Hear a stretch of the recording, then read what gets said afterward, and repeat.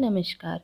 आज का विचार है, कोई व्यक्ति अपने कार्यों से महान होता है, जन्म से नहीं। A man is great by deeds, not by birth. अर्थात महान होने के लिए आपके कर्म उत्तरदायी हैं, आपके जन्म का कुल नहीं।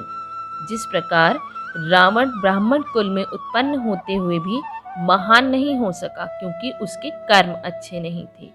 कबीरदास जी ने कहा है, ऊंची कुल का जन्मिया, करनी ऊंची ना होए।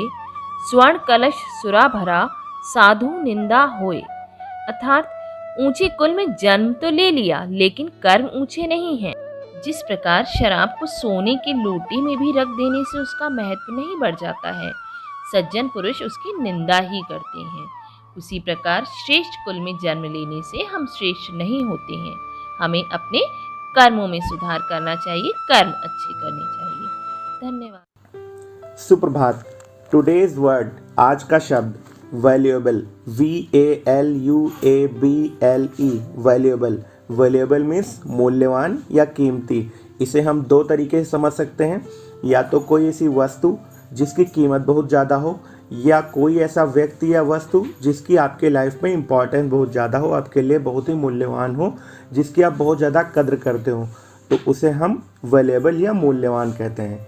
थैंक यू, धन्यवाद। गुड मॉर्निंग बच्चों, मैं आज आपके लिए लाई हूँ पहेली, तो बूझो मेरे साथ। तारों के संग आता है वो तारों के संग जाता, बुद्धि जिसकी दुर्बल हो इसकी पदवी पाता। सोचो, नहीं समझ में आया? फिर से सुनो। तारों के संग आता है वो तारों के संग जाता, बुद्धि जिसकी दुर्बल हो इसकी पदवी पाता। सोचो सोचो, ध्यान से सोचो। अरे वाह, बिल्कुल सही सोचा आपने। उत्तर है उल्लू। सुप्रभात। आइए जानते हैं 26 अक्टूबर को इतिहास में क्या क्या हुआ था। 26 अक्टूबर सन 1934 में महात्मा गांधी के संरक्षण में अखिल भारतीय ग्रामीण उद्योग संघ की स्थापना हुई। 26 अक्टूबर 1999 में भारत के उच्चतम न्यायालय में आजीवन कारावास की अवधि 14 वर्ष तय की गई थी। आज के लिए बस इतना ही, फिर मिलेंगे। धन्यवाद।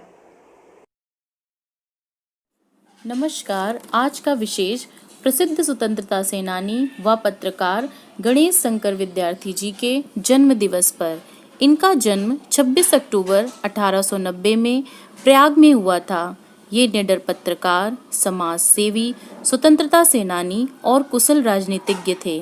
भारत के स्वाधीनता संग्राम सेनानी थे, जो कलम और वाणी के साथ साथ महात्मा गांधी के अहिंसक समर्थकों और क्रांतिकारियों को समान रूप से देश की आज़ादी में सक्रिय योगदान प्रदान करते रहे।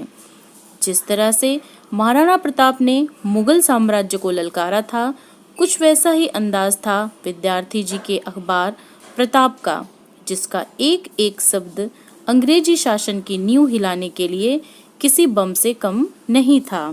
धन्यवाद। मॉर्निंग बच्चों, शुरू करते हैं आज की प्रश्नोत्तरी। प्रश्न नंबर 1, भारत में उच्च न्यायालय की प्रथम महिला न्यायाधीश कौन थी? लीला सेठ भारत में उच्च न्यायालय की प्रथम महिला न्यायाधीश थी। प्रश्न नंबर 2, भारत की प्रथम महिला शासक कौन थी? रजिया सुल्तान भारत की प्रथम महिला शासक थी। प्रश्न नंबर 3, भारत की प्रथम महिला डॉक्टर कौन थी? आनंदीबाई जोशी भारत की प्रथम महिला डॉक्टर थी। प्रश्न नंबर 4, भारत की प्रथम महिला पायलट कौन थी? सरला ठकराल भारत की प्रथम महिला पायलट थी। गुड मॉर्निंग बच्चों, आज मैं आपके लिए लेकर आई हूँ कक्षा 4 की कविता टेसू राजा। टेसू राजा अड़े खड़े मांग रहे हैं दही बड़े, बड़े कहाँ से लाऊं मैं, पहले खेत खुदाऊं मैं, उसमें उड़द उगाऊं मैं, फसल काट घर लाऊं मैं, छान फटक रखवाऊं मैं, फिर पिट्ठी पिसवाऊं मैं, टिकिए गोल बनाऊं मैं, बेलन से बेलवाऊं मैं, चूल्हा फूक जलाऊं मैं, तलवा कर सिकवाऊं मैं, फिर पानी में डाल उन्हें, मैं लूं खूब उबाल उन्हें, फूल जाएं वह सब के सब, उन्हें दही में डालूं तब, मिर्च नमक छिड़काऊं मैं, चांदी वर्क लगाऊं मैं, चम्मच एक मंगाऊं मैं, तब वह उन्हें खिलाऊं मैं। टेसू राजा अड़े खड़े, मांग रहे हैं दही बड़े। Thank you. Good morning. आज की कहानी का शीर्षक है सोने का अंडा। एक गांव में एक किसान रहता था। उस किसान के पास एक हंस था जो हर दिन एक सोने का अंडा देता था। उस अंडे के बेचकर किसान अपनी ज़रूरत की सारी चीज़ें खरीद लाता था। उससे किसान और उसकी पत्नी को उनके रोज़मर्रा की ज़रूरतों के लिए पर्याप्त धन मिल जाता था। किसान और उसकी पत्नी लंबे समय से बहुत खुश थे।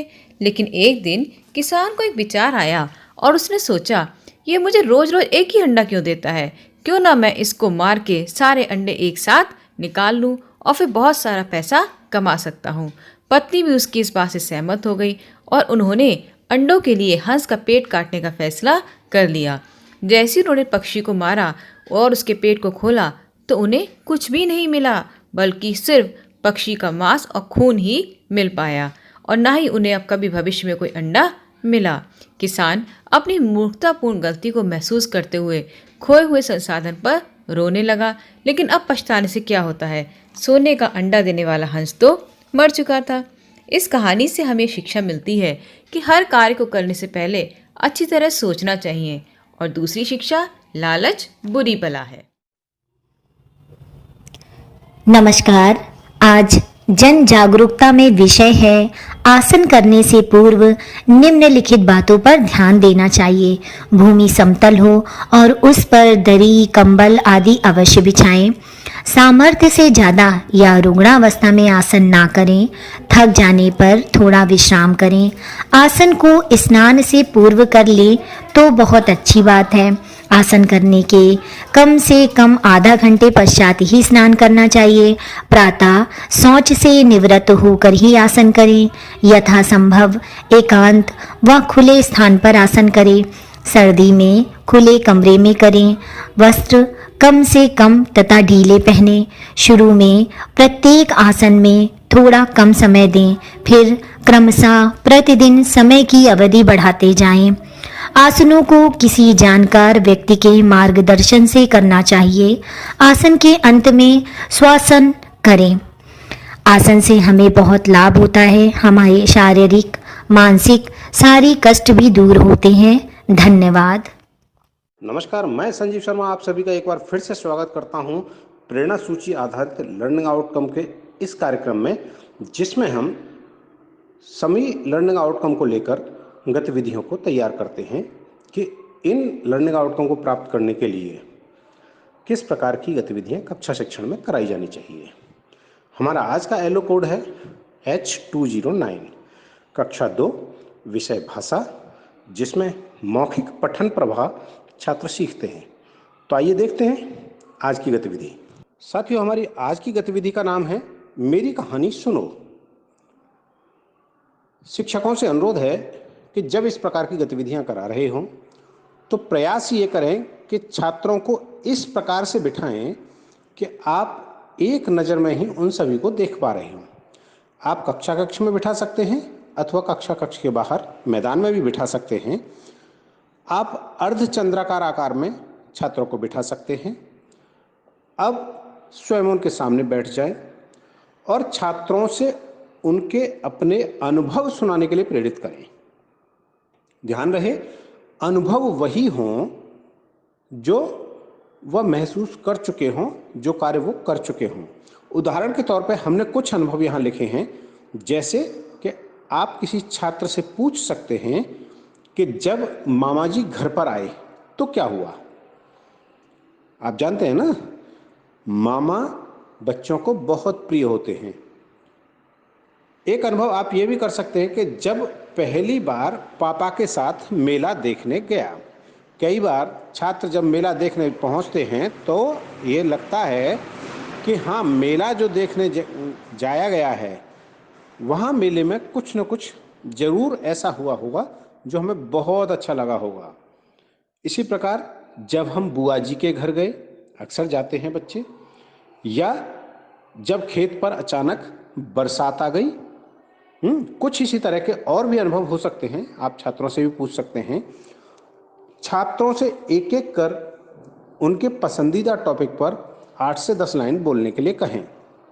जब वे बोल रहे हों तो यदि उस दौरान कोई व्याकरणीय त्रुटियां होती हैं, ग्रामेटिकल मिस्टेक्स अगर हो रही हैं, तो कृपया उनको सुधारें कि इस शब्द को ऐसे नहीं ऐसे बोलते हैं। और जब वे बोल चुके हों तो उनसे कहें कि अब जो तुमने बोला है इसी को अपनी कॉपी पर लिखिए। और जब वे अपनी कॉपी पर लिखें और आपको दिखाएं, यदि कहीं कोई गलती है तो उसमें सुधार करने को कहें। जो भी आवश्यक सुधार हो वो आप उन्हें करने को कहें। इस तरह से छोटी छोटी कहानियां बच्चों से बनाने को कहें। जब वे अपने अनुभव साझा करेंगे तो उनको बहुत अच्छा लगेगा। और जब भी इस प्रकार की गतिविधियां हो रही हों तो आप पूरी तरह से उनके साथ मानसिक रूप से जुड़ें। इस प्रकार से हम इस लर्निंग आउटकम को बहुत आसानी से अचीव कर सकते हैं। आप सभी से मेरा अनुरोध है कि गतिविधियों को रोचकतापूर्ण तरीके से ही कराएं और सीखने के जो चरण हैं ERAC, इसको फॉलो करते रहें। जब छात्र अपनी बात कह रहे हों तो उनकी बात को ध्यान से सुनें, उनके हाव भाव को पहचानने में उनकी मदद करें, उनको गंभीरता से सुनते हुए गतिविधि को रोचकतापूर्ण तरीके से पूरा कराएं। आपकी सक्रिय सहभागिता की बहुत ज़्यादा, पर हाँ, छात्र आपसे अधिक सक्रिय होने चाहिए। तो कराते रहें गतिविधि और प्राप्त करें प्रेरणा लक्ष्यों के लिए। हम बनाएंगे प्रेरक प्रदेश उत्तर प्रदेश। जय हिंद, जय शिक्षा। सुन सुन सुन मेरी नन्ही सुन, सुन सुन सुन मेरी मुन्नी सुन, ज्ञान की गंगा बहे, प्रदेश ये प्रेरक बने। सर्वांगीण विकास हो, उन्नयन की बात हो, अभ्युदय की बात हो, शिक्षकों का साथ हो, बात हो उत्कर्ष की, अधिगम के परिणाम की। अब न कोई छूटेगा, बच्चा बच्चा सीखेगा, अब नहीं रुकेंगे हम, प्रेरक बनकर लेंगे दम। अब होगी शिक्षा की बात, होगी गुणवत्ता की बात।